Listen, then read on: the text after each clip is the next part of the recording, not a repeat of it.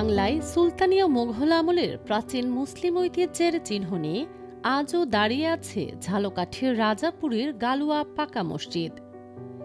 এটি এখন কেবল প্রার্থনার স্থানই নয়, মুসলিম সম্প্রদায়ের সংস্কৃতি ও ইতিহাস এবং গবেষণায় পর্যটনের স্থানেও পরিণত হয়েছে। গ্রামের নিঝুম পরিবেশে কবে এই মসজিদটি নির্মাণ হয়েছিল তা সঠিক করে কারও জানা নেই। তবে মসজিদের গায়ে সুলতানি ও মুঘল আমলের মূল্যের শৈলী দেখে সহজেই বোঝা যায় এটি অনেক প্রাচীন। এলাকাবাসী জানান, বাংলা ১১২২ সালে স্থানীয় মাহমুদজান আকন্দ নামের ব্যক্তি এটিকে প্রথম আবিষ্কার করেন। এ সময় ঘন জঙ্গলের মধ্যে মসজিদটি আবৃত ছিল। জঙ্গল পরিষ্কারের সময় বড় বড় সাপ দেখা যায়। সাপকে মসজিদ ছাড়তে বলে প্রথমে মসজিদের একটি পাশ খুলে দেয়া হয়। তখন সাপগুলো মসজিদ ছেড়ে স্বেচ্ছায় চলে যায়। সেই থেকেই মসজিদটিতে ৫ ওয়াক্ত নামাজ আদায় হয়ে আসছে আজও।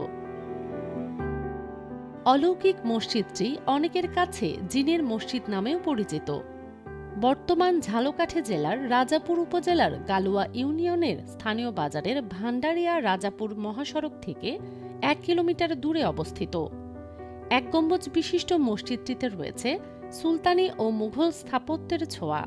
মসজিদের দেয়ালে খোদাই করা নকশা ও কারুকার্য, পাকা ইট ও চুনসুরকির মিশ্রণে তৈরি এই স্থাপত্য শৈলী প্রাচীন মুসলিম সংস্কৃতি ও ইতিহাসের সাক্ষ্য বহন করছে। তাই ধর্মপ্রাণ মুসলমানের প্রার্থনার পাশাপাশি এটি এখন পর্যটন ও গবেষণায় বিশেষ স্থানে পরিণত হয়েছে। স্থানীয়রা বলেন, সংস্কারের অভাবের কারণে মসজিদটির অনেকটা জৌলুস হারিয়েছে। তবে সরকারি উদ্যোগে ইতিমধ্যেই সংস্কারের কাজ শুরু হয়েছে বলে রাজাপুর উপজেলা নির্বাহী কর্মকর্তা জানান। অনেক আগের পুরনো মসজিদ, জানা মতে ৪০০ বছর আগের মসজিদ। এই আমার বাপ কাকারাও যেরকম দেখিয়েছে, আমরা সেরকম দেখতে আসি। এটা কারা তৈরি করছে সেটা আমরা সঠিক জানি না আর বলতে পারি না। আমরা যেরকম বাপ কাকা করে যেরকম শুনিয়েছি, আমরাও সেরকম দেখতে এই মতো আসছি। শুনছি জিন পরিতে বলে বানাইছে, আমি সঠিক হাত আনাং সেটা বলতে পারি না। লোকের মুখেও শুনছি এগুলো যে জিন পরিত এই মসজিদ এক রাতের ভিতরে জিনে বানাইছে, কিন্তু কেউ দেখেনি। পরে মসজিদ এখানে উদ্বোধন হয়ে গেছে, পরে সবাই দেখছে যে মসজিদ এখানে হয়ে গেছে এক রাতের ভিতরে। এই মসজিদ হলো জিনের মসজিদ। এই মসজিদ জিনি উঠেছে, এটি সবাই জানে। ৪০০ বছর আগের পুরনো মসজিদ। সামনের কাজ হয়েছে কিছু বারান্দার, আরো কিছু হলে হয়তো ভালো হবে। সরকার থেকে কিছু সহযোগিতা পেলে হয়তো মসজিদ আরো উন্নত হবে। এখানে অনেক মুসল্লি নামাজ পড়ে, আমার বাপদাদারাও নামাজ পড়ে এখানে। অনেকে জানে না, অনেকে দূর দূরান্ত থেকেও এই মসজিদের নাম শুনে বা দেখতে আসে। ৪০০ বছর আগে এই মসজিদ জিনি বানিয়েছে। এখানে জিনি মনে করেন মানুষ ঘুমাই থাকতো, জিন নিয়ে অন্য জায়গায় রাইখে দিয়েছে এক লোকে। এটা তোমায় তো আমি শুনছি। মসজিদে কয়েকজন লোক ঘুমাইছিল, তো পরে মনে করেন আপনি ওই লোকের নিয়ে ধরে নিয়ে রাইখাইছে। এই মসজিদটা বানাইছে জেনে, বানাইছে ৪০০ বছর আগে। এখনো নামাজ পড়ে, এরা থাকে এই জায়গায়।